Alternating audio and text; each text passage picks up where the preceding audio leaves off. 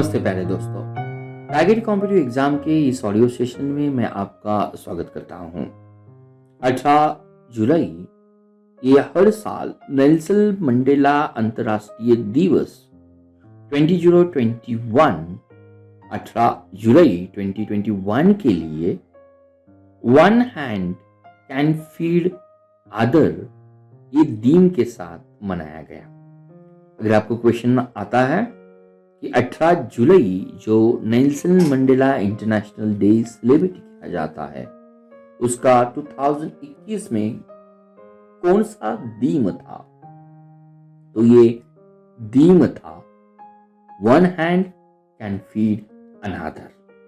तो 18 जुलाई ये international Nelson Mandela दिन की तरह हम उसे सेलिब्रेट करते हैं।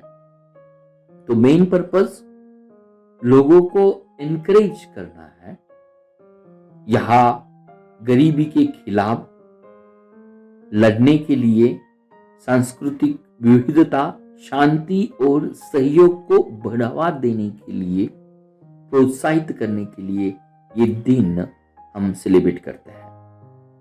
मंडेला ने सामाजिक न्याय के लिए सदसष्ट 67 वर्षों तक संघर्ष किया, इसीलिए इस दिन 67 मिनट मंडेला दिवस के रूप में मनाया जाता है।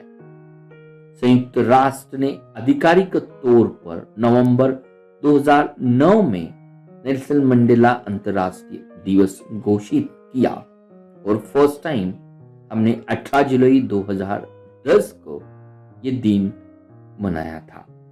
18 जुलाई इंटरनेशनल नेल्सन मंडेला दिन के तहत सेलिब्रेट किया जाता है। अगर आपको क्वेश्चंस ये आता है कि इस राज्य सरकार ने दहेज निषेध नियमों में संशोधन किया है, तो केरला गवर्नमेंट में डोरी प्रोहिबिशन रूल्स में कुछ अमेंडमेंट किए हैं। इस अमेंडमेंट के तहत केरल राज्य में दहेज उत्पीड़न की दिन प्रतिदिन बढ़ती शिकायतों के कारण केरल राज्य सरकार ने अपने दहेज नियमों में जो संशोधन किया है, उस संशोधन के तहत सख्त कार्रवाई करने के लिए केरल के सभी जिलों में दहेज निषेध अधिकारी नियुक्त किए हैं। डोरी prohibition officer all the 14 district के तहत नियुक्त किए जाएंगे। यहाँ पे स्टेट गवर्नमेंट की जो हेल्थ मिनिस्टर है बीना जॉर्ज, ये जो डोरी प्रोहिबिशन ऑफिसर है ऑलरेडी केरल राज्य के तिरुअनंतपुरम, एर्नाकुलम और कोझिकोड में मौजूद है। अब सभी राज्यों के सभी जिलों में ये डोरी प्रोहिबिशन ऑफिसर नियुक्त किए जाएंगे। प्रत्येक जिला में महिला एवं बाल विकास अधिकारी जो है उन्हीं को डोरी प्रोहिबिशन ऑफिसर के तहत वो कार्य करेंगे। तो केरल राज्य पुलिस ने महिलाओं पर होने वाली दहेज हिंसा के विरोध में दहेज को ना कहे, से नो टू डोरी इस अभियान की शुरुआत की है। से नो टू डोरी यह अभियान किस राज्य में स्टार्ट किया है, तो हमारा आंसर जरूर होगा केरल राज्य। नेक्स्ट बात आती है, यहां सरकार ने पेंशन फंड प्रबंधन, पेंशन फंड मैनेजमेंट में एफडीआई फॉरेन डायरेक्ट इन्वेस्टमेंट की सीमा को 49% से बढ़ाकर 74% करने की अधिसूचना जारी की है। तो गवर्नमेंट का ये नोटिफिकेशंस है। एनपीएस जिसे हम राष्ट्रीय पेंशन प्रणाली कहते हैं, राष्ट्रीय पेंशन प्रणाली के तहत पेंशन फंड प्रबंधन में अभी एफडीआई की सीमा 49 से लेकर 74 तक होगी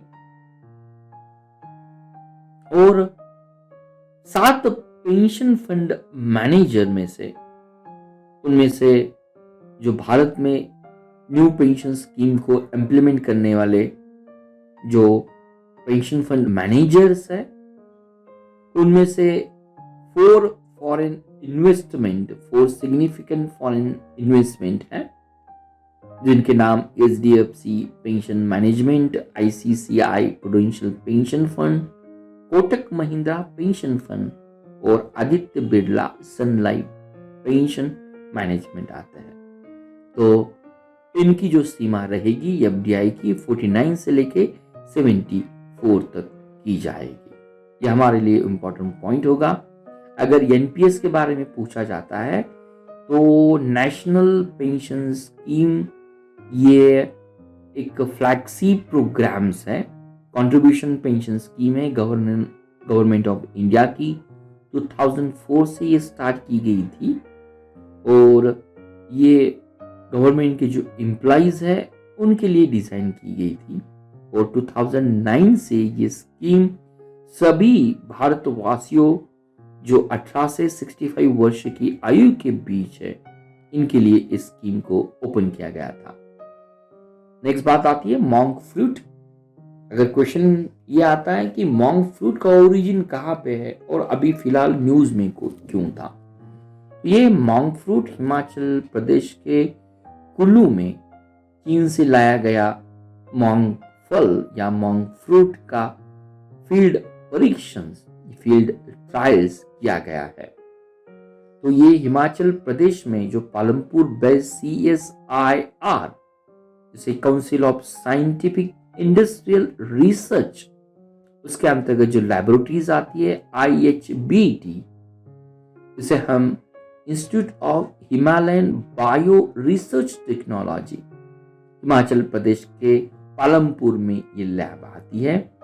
institute of Himalayan bio research technology, इस इंस्टीट्यूट ने जो मॉन्क फ्रूट के सीड चाइना से लाए थे ऑलमोस्ट 3 साल पहले, अब इनको इन हाउस ग्रो करने के बाद इस फील्ड ट्रायल की शुरुआत की गई है।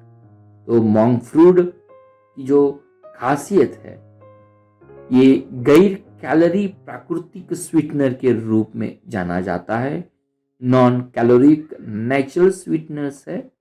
ऑलमोस्ट इसका लाइफ स्पान जो पीरियड है 4 to 5 years है और फ्रूटिंग की स्टार्ट आफ्टर जर्मिनेशन के बाद 8 to 9 months से स्टार्ट की जाती है। और मॉन्क फ्रूट के लिए जो प्राकृतिक रिक्वायरमेंट लगती है, माउंटेनियस एरिया और जो टेम्परेचर लगता है, ये वार्षिक औसत तापमान और आर्द्र परिस्थितियों में ऑलमोस्ट 60 to 20 डिग्री सेल्सियस का टेम्परेचर लगता है। अगर हमें ये पूछा जाता है कि इस मॉन्क फ्रूट का साइंटिफिक नेम क्या है, तो मॉन्क फ्रूट का साइंटिफिक नेम सिरेतिया ग्रोसिविनोरी है। स्पेलिंग देखिए, सिरेतिया SIRAITIA, सिरेतिया ग्रोसिवेनोरी GROSVENORI, ये साइंटिफिक नेम है। और इसमें जो मीठा स्वाद स्वीटनर जो आता है, ए कुकुरबिटेन CUCURBITANA कुकुरबिटेन टाइटरपिन ग्लाइकोसाइड जो होता है, मार्गोसाइड, इसकी वजह से आता है। हम फिर से देखेंगे, नाम है सिरेतिया ग्रोसिविनोरी। लो कैलोरिक स्वीटनर के तहत उसका यूज किया जाएगा और ये स्वीटनर की वजह उनका जो केमिकल कंस्टेंट होता है, जिसे हम मार्गोसाइड कहते हैं, MOGROSIDS, और ये मार्गोसाइड कुकुरबिटेन टाइप का ट्राइटरपीन ग्लाइकोसाइड है। ऑलमोस्ट ये मार्गोसाइड 300 टाइम्स हमारे सुक्रोज या केन शुगर से स्वीटनर होता है। नेक्स्ट क्वेश्चन आएगा MH-16R। MH-16 ये मल्टी रोल हेलीकॉप्टर्स है। यूनाइटेड स्टेट की जो लॉकहीड मार्टिन कॉर्पोरेशन है, उसके द्वारा इंडियन नेवी को ये 2 MH-16R multi role helicopter receive हुए हैं। अगर ये MH-16R न्यूज में क्यों है, अगर ये क्वेश्चन आता है तो ऑलमोस्ट भारत की नेवी ने 24 MRH मल्टी रोल हेलीकॉप्टर को यूएस की लॉकहीड कंपनी से खरीद लिया है। तो ये 2 जो है अभी इसलिए पिक्चर्स में है, मे बी दिस पिक्चर्स में इंडियन नेवी उसको परचेस करने वाली है। नेक्स्ट बात आती है यहाँ पे उमंग ऐप में मैप सेवाओं को सक्षम करने के लिए ministry of electronics and information technology, जिसे हम मीटी कहते हैं, उन्होंने मैप ऑफ इंडिया के साथ समझौता ज्ञापन पर हस्ताक्षर किया है। तो उमंग ऐप में मैप सेवा प्रदान करने के लिए ये समझौता ज्ञापन मैप ऑफ इंडिया और मीटी ने किया है। तो ये डिजिटल इंडिया प्रोग्राम के तहत अगर उमंग ऐप के मैप ऑफ इंडिया के साथ इंटीग्रेट किया जाता है तो आम आदमियों के लिए नियरेस्ट मंडीज, ब्लड बैंक, बाकी चीजों को यहाँ खोजना इजीली हो सकता है। तो हम सभी लोग जानते हैं ये map of India as name itself mention एक इंडियन टेक्नोलॉजी कंपनीज है जो डिजिटल मैप के डेटा को प्रोवाइड करती है। At the same time geographical information service ये आर्टिफिशियल इंटेलिजेंस द्वारा उसको प्रोवाइड करती है। और उमंग मोबाइल जो ऐप 2017 में हमने लॉन्च किया था, जो वेरियस गवर्नमेंट ऑर्गेनाइजेशन की जो भी सेवा है वो प्रदान करती है। सभी सरकारी सेवाओं तक पहुंचने के लिए एक सिंगल विंडो ऐप, उसे हम उमंग कहते हैं। नेक्स्ट बात आती है यूरोपियन यूनियन की। यूरोपियन यूनियन ने आयात पर दुनिया का पहला कार्बन सीमा को प्रस्तावित किया है।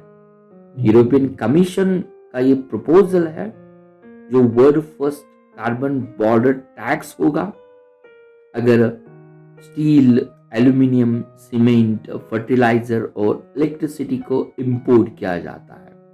मेनली यूरोपियन कमीशन 2026 में उसको फेज मैनर में इंप्लीमेंट करने वाली है। मेन पर्पस जो यूरोपियन कमीशन के जो मैन्युफैक्चरर्स है, तो इन मैन्युफैक्चर को प्रोटेक्ट करने के लिए ये कार्बन टैक्स को लगाया जाएगा। डेफिनेटली जो स्टील इंडस्ट्री है, एल्यूमिनियम है, सीमेंट है, फर्टिलाइजर है, अगर बाकी देशों से इनको इंपोर्ट करती है तो ये टैक्स उनके लिए 2026 में यूरोपियन एजेंसी उनको इम्पोज करेगी। तो ये carbon tax emission of green house gases के ऊपर इंप्लीमेंट किया जाएगा। उसमें कार्बन डाइऑक्साइड के साथ बाकी ग्रीन, हम कहेंगे ग्रीन हाउस गैसेस भी होंगे। और फर्स्ट टाइम उसको जो स्टार्ट किया था ये यूरोपियन कंट्री फिनलैंड में स्टार्ट किया गया था। नेक्स्ट बात आती है new quad group. Quad new QUAD, quad का मतलब होता है क्वाड्रिलैटरल डिप्लोमेटिक ग्रुप। इस नए क्वाड ग्रुप में अमेरिका, अफगानिस्तान, पाकिस्तान और उज्बेकिस्तान हो गए। मेन पर्पस इस न्यू क्वाड ग्रुप का रीजनल कनेक्टिविटी को बढ़ावा देना है, उसी के साथ अफगानिस्तान में शांति और स्थिरता को स्थापित करना है। ये भी उनका न्यू क्वाड ग्रुप का मेन पर्पस होगा। एट द सेम टाइम ये चाइना का जो desirable belt and road initiatives है, ये अफगानिस्तान में may be in coming days में स्टार्ट होने वाला है, तो उसको रोकथाम करना ये भी न्यू क्वाड ग्रुप का मेन उद्देश्य होता है। नेक्स्ट बात आती है कि लुइस हैमिल्टन के बारे में। लुइस हैमिल्टन इस फिगर पिक्चर्स में क्यों थी? तो लुइस हैमिल्टन, उन्होंने इस ब्रिटिश ग्रैंड प्रिक्सी को जीता है। और ब्रिटिश ग्रैंड प्रिक्स को जीतने वाले ये 8वें खिलाड़ी रहेंगे। तो इसीलिए ये जरूर पिक्चर्स में रहेगा। नेक्स्ट बात आती है, फिलहाल यहाँ पे जो ट्रायल ट्रेन इंडिया और नेपाल के बीच अभी फिलहाल स्टार्ट की गई है, उस किस स्टेशन के बीच में स्टार्ट की गई थी? तो भारत के जयनगर और नेपाल के कुर्था के बीच ये ट्रेन की ट्रायल की आवाजाही का सफल परीक्षण फिलहाल न्यूज में आया था।